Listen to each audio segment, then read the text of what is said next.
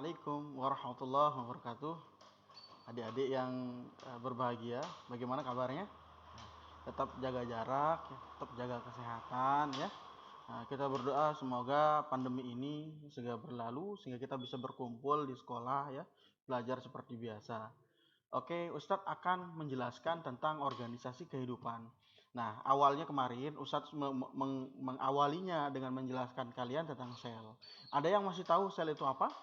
Sel itu adalah unit terkecil penyusun makhluk hidup. Jadi semua makhluk hidup ya yang terkategori makhluk hidup nanti dia tersusun atas sel. Nah, penyusunnya sel, tapi ada nanti yang cuma tersusun atas satu sel. Contohnya apa? Contohnya bakteri, ya. Ada juga dan sebagian protista namanya, kalau adik-adik tahu. Kemudian ada yang tersusun atas banyak sel. Contohnya apa? Manusia, hewan, dan lain-lain, tumbuhan ya.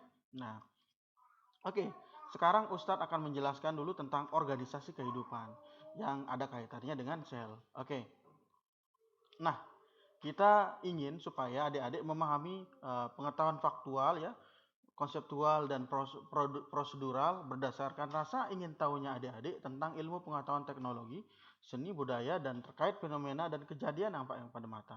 Nah, kompetensi dasarnya adalah mendeskripsikan keragaan pada sistem organisasi kehidupan mulai dari tingkat sel sampai dengan organisme serta komposisi utama penyusun sel. Nah, sekarang coba kita bahas.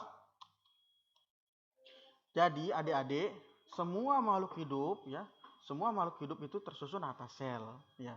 Nanti dari sel kemudian dia sel-sel yang punya fungsi dan struktur yang sama disebut dengan jaringan. Kemudian jaringan-jaringan nanti membentuk organ. Organ-organ nanti yang bekerja sama dalam suatu sistem disebut dengan sistem organ. Nah, sistem organ ini nanti akan membentuk organisme. Oke.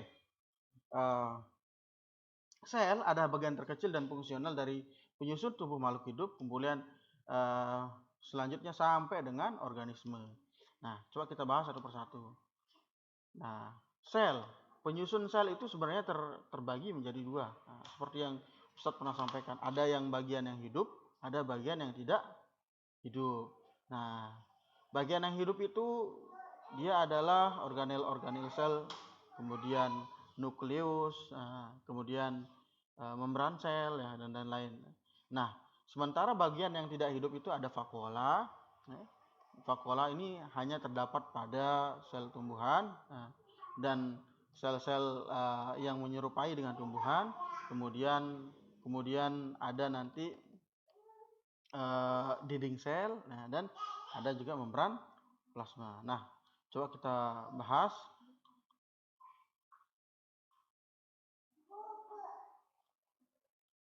Nah, perbedaan sel hewan dan sel tumbuhan ya.